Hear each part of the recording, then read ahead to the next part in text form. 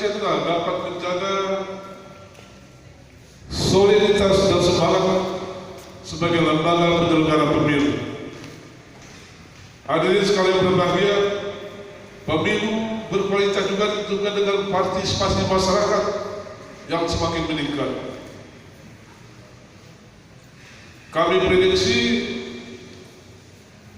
angka partisipasi masyarakat untuk pemilu kali ini mungkin hampir sekitar 80%. Ini prediksi, mudah-mudahan 99%. Mudah-mudahan. Untuk itu Bapak Ibu, terutama yang hadir di dalam acara ini, mari kita ajak masyarakat tanggal 17 April untuk ke TPS memilih. Yang dipilih itu 5: memilih presiden,